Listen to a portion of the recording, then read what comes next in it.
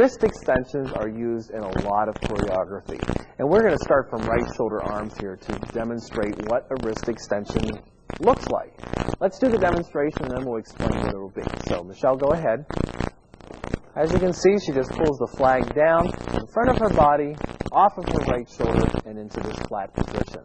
So we want to break this down into checkpoints, okay, which we need to understand that word. Checkpoints would be the positioning of the flagpole in space around your body. So let's go to right shoulder arms. Position number 1 will be straight up and down. And as you can see, Michelle was at right shoulder arms and she pushed out with her right hand. You can see the location and positioning of her right arm. Okay. Position number 2 would be manipulating the flagpole with the wrist. Okay, so that's a wrist isolation that we're working with there.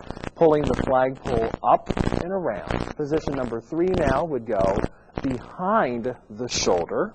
Okay, so you're moving the flagpole behind the shoulder. Position number 4, the cap. Okay, think about this cap, the bottom of the flagpole, leading through space. And then position number 5, we're going to end up as a checkpoint of this exercise, going to this flat position to where the left hand is in between the tip and the tab of the flag. We're going to hold here, count 6, and then go up to right shoulder on count 7, and then hold 8. So this exercise will look like this. 1, 2, ready, begin.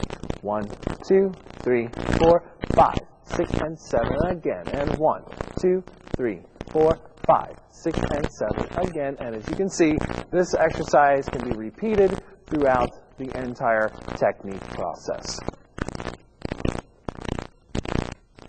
Now, in the exercise you just watched, wrist extensions, you probably noticed that Michelle's flag disappeared for one moment. And that is what we call a sail, when the flag gets wrapped up around the top of the pole. And obviously, you want to avoid that at all costs.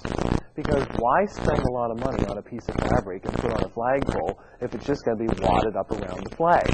So how do we avoid this? Technique. Watch. Michelle's going to do the wrist extension. Go ahead, Michelle.